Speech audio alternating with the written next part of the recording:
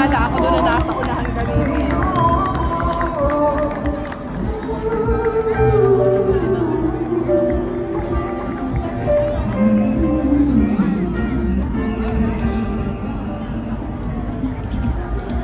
Isa pa! Isa pang Jollibee!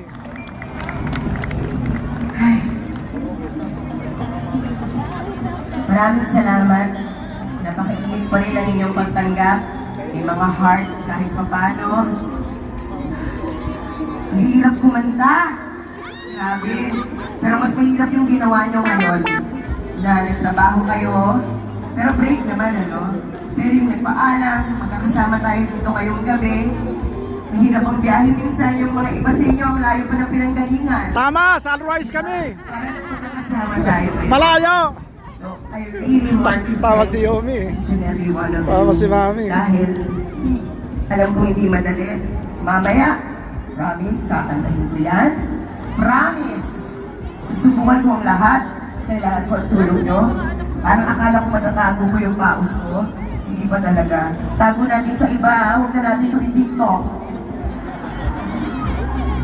Pero okay lang, tao lang tayo. Ang importante, sana talaga pwede bumaba eh. Iba yun eh. Pagkatabi ko kayo, iba yun eh. Hay, Ay, pinigilan, no? Si Billy Joe. talaga? Tingnan mo dyan, no? Mayroon. Mayroon kanina pa. Pagkanta ko, nabababa ako. Kailangan ko ng tulong eh. This time,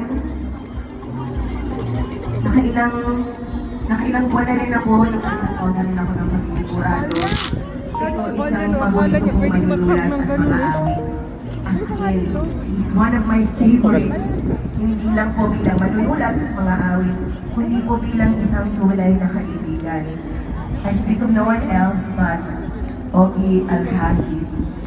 And alam natin mga kanta niya, di ba? Kanina may humarana pa sa akin, si Daddy Sammy, kinantahan ako niyan kanina. So alam ko may isa nang sasabay sa akin.